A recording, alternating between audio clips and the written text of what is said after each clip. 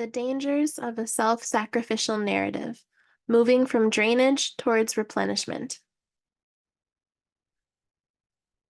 The planet depends on a constant exchange of energy from biogeochemical cycles in relationship with linked spheres, the biosphere, atmosphere, hydrosphere, and lithosphere, the circulation of air, water, nutrients, and toxins, and reciprocal interactions among life forms and their environment.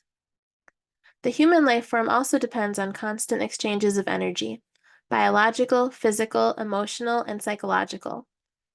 We are part of the biogeochemical processes and linked spheres. We are effective participants in circulation patterns of air and water, and we too are in reciprocal interactions with multiple environments. Psychologically, humans circulate energy in the form of narratives, attitudes, beliefs, and their practices, which can be nutritious and toxic, lively and deadly. Human energy and resources are finite. Understanding how we psychologically exchange and circulate energy is critical to the flourishing of all ecosystems. So, what happens when our personal narrative is self-sacrificial in nature? Enter Final Fantasy XIV.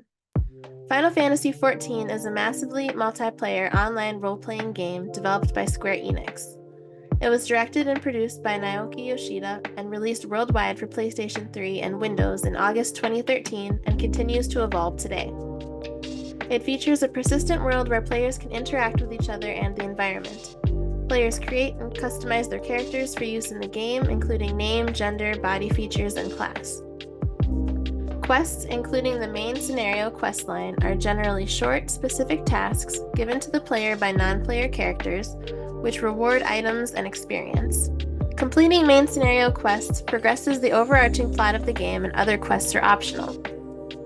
It is one of these optional quest lines that has greatly aided my understanding of energy exchange and the dangers of a self-sacrificial narrative. The Conjurer questline.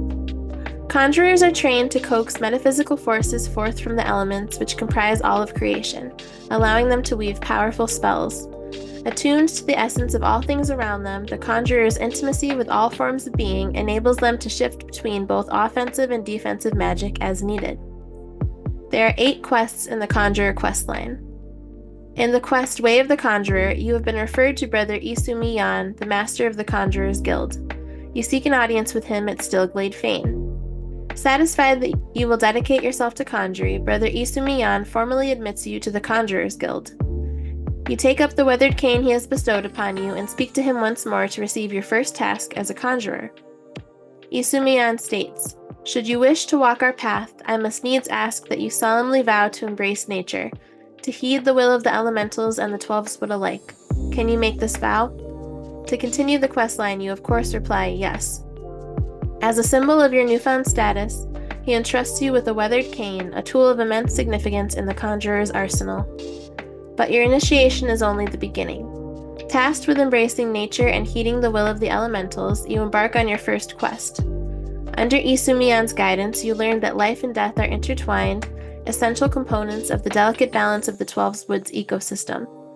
Through your actions, you begin to understand the profound connection between conjuring and the natural world.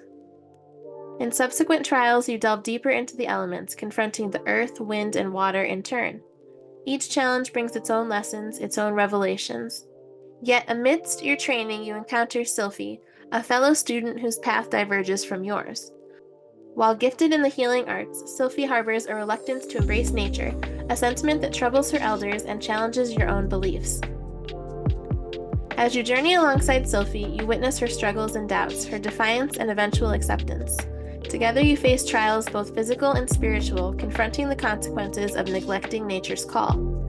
Through Sylphie's trials, you gain a deeper understanding of your own role as a conjurer, of the responsibilities that come with wielding such potent magic.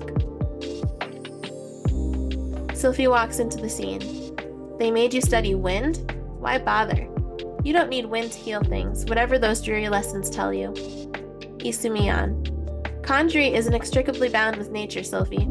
That dreary lesson is one you should have learned by now. Sylphie. I have all the knowledge I need. My mother never needed to embrace nature to heal, and the people she helped were thankful for her art. I'll learn conjury the same way she did and become just as great a conjurer. You'll see. Brother Isumiyan explains that Sylphie's powers of healing draw not upon the boundless energies of nature, but upon her own limited life force. Should she continue to practice her magic in this way, use her energy in this way, the young conjurer is in danger of sharing her mother's tragic fate.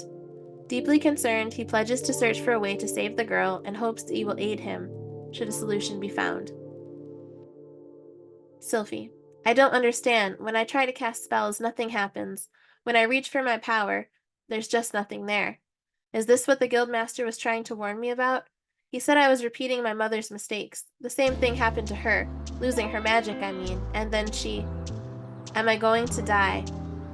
This can't be happening. I didn't think. Please, I need to be alone. She walks off. In the sixth quest, Sylphie's Trials, Brother Isumiyan requests that you assist with Sylphie's training. He asks that you repeat the trials of earth, wind, and water, this time accompanied by Sylphie.